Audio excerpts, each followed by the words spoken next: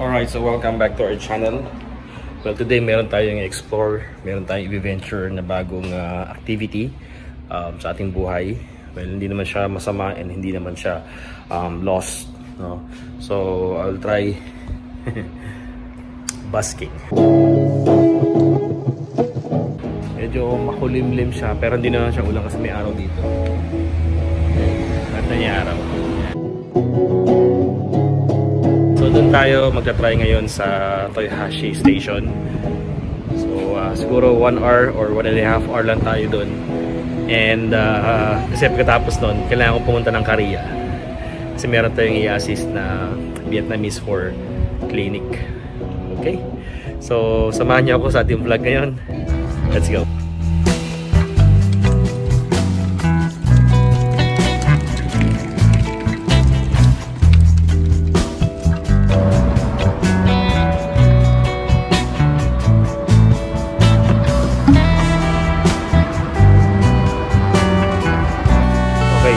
Galing tayo dito sa Family Mart para bumili lang ng pampakalma. Ang pampakalma ko kasi ay Famichiki. Right now, dito tayo sa Toyohashi Station. And nilapag ko na yung gamit ko doon. Confident naman ako na walang gagalaw. Pero sige, check natin. Dito yung ating location for busking. Supposed to be marami nagbabasking dito pagka weekends. Pero right now, ganitong oras, wala pa. Set up tayo. Then, konting kain lang kasi wala pa tayo masyadong kain. Masyadong tulog. Okay, so set up tayo. Let's go. Ito yung ating ano.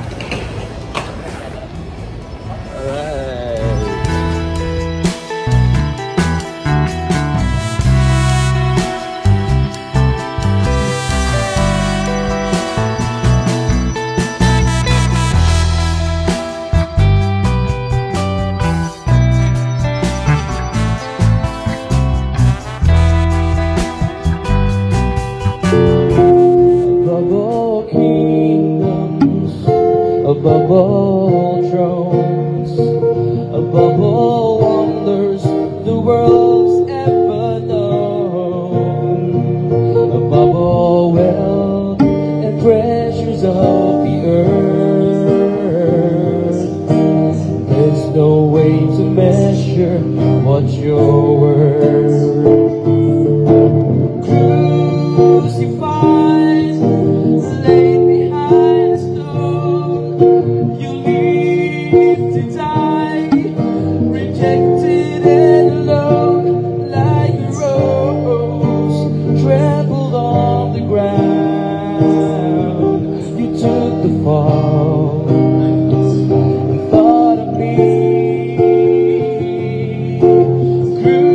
crucified, laid behind a stone, you live to die, rejected and alone, like a rose trampled on the ground. You took the fall.